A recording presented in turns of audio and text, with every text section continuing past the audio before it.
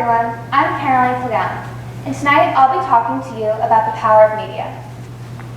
The media plays an important role in all of our lives. The media has the power to form images, ideas, lack of confidence, and so much more. Tonight I'll be talking to you about three main forms of media: social media, television, and magazines. Oftentimes, social media is thought of as a fun outlet or a way to express yourself. But really, social media has a very powerful effect on our society. Recently, I read an article entitled "The Power of Social Media" on the Huffington Post. This article highlighted everything from cyberbullying to kids having too much freedom. But what I thought was most interesting and most powerful was social media's effect on confidence. By a show of hands, how many of you would feel good if someone were to comment a nice compliment on a photo that you posted? Okay, so you would feel good. See, social media has the power to give someone that extra boost of confidence or make their day. Compliments are great and all, but what's overpowering our society via social media are body issues and insecurities revolving around how we look. Kendall Jenner, Gigi Hadid, and Karlie Kloss are three of many examples of what social media uses as the perfect aesthetic features. This gives many the impression that in order to be post-worthy, you have to be tall, tan, skinny, and have flawless skin. And apps have even given into this idea. There have been apps created where you can make yourself tanner, skinnier, have better skin, or even brighten your teeth. Yes, there are apps where you can straighten and brighten your teeth in order to give yourself the perfect smile. It seems as if media has the power to tell us that we can't have flaws, which is crazy. No matter where we come from or who we are, we're all going to have flaws. Don't let the media overpower you. Don't let the media undermine your confidence or decisions. At the end of the day, it's up to you. Now I'm going to talk about television. Television has a very powerful role in our society. Television is available for toddlers and adults alike.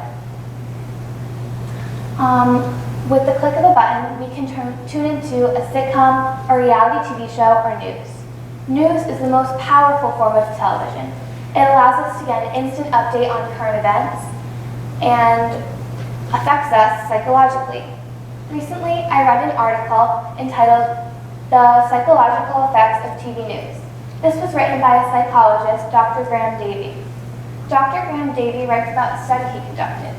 And the study he conducted was that he put together three 14-minute videos. A negative news clip, a positive news clip, and a neutral news clip. The positive news clip consisted of videos that were people being cured of cancer, soldiers coming home, things like that. Neutral news clips were more the weather, things that don't really affect us emotionally. And negative news clips were about terrorist attacks, crime, war, you get the gist. He observed as the three different groups of people watched these 14-minute clips, and instantly he found that the people that watched the negative clips were more anxious, nervous, scared, kind of didn't really want to talk about what they just saw. Dr. Graham Davey also mentions in his article that most of the news that we see is negative. So if most of the news that we see is negative, and negative news isn't good for us, it makes us more anxious, sad, scared, or timid, how can this affect us psychologically? This just goes to show that television, and especially news, has the power to affect our emotions. TV, especially news, also has the power to affect our opinions and plays a large role in politics. Alright, so I'm going to keep the topic of politics short, but CNN, which is the news anchor, tends to be more on the liberal side. And if you tuned in to CNN around mid-October, you probably wouldn't hear the greatest words about President Trump. And Fox, which tends to be more of a conservative news anchor, if you tuned into that around mid-October, you probably wouldn't hear the greatest words about the other candidate running, Hillary Clinton. Now imagine if one person only watches Fox or CNN for the entire election time period. They're hearing other people's opinions, other people's biased opinions of who they feel would be the best candidate. How could this person make an educated, thoughtful decision of who they want to support or vote for? This goes to show that TV has the power to affect our emotions and plays a large role in politics. Now I'm going to talk about the last main power of media, magazines. At first I thought to myself, do magazines really have a powerful effect over us? And the answer is they do. I watched a short YouTube clip entitled The Power of Magazines, and a lot of good things were brought up. But something that I hadn't really thought about was brought up, and this is called hidden advertisements. A lot of times in magazines geared towards teens and young women, there are photos of celebrities wearing a trendy outfit that happens to be extremely expensive. And below the celebrity's picture is a more affordable outfit that looks a lot like it. And this gives readers the power to buy what celebrities are wearing, to buy the latest trends, and it kind of tricks them. It kind of says, oh, I get to look like celebrities. Oh, I get to look like this. And not only do magazines have the power to advertise, but they have the power to educate us and help us invest in a hobby. Depending on what magazine you choose to subscribe to, you can be educated in science, math, lacrosse even.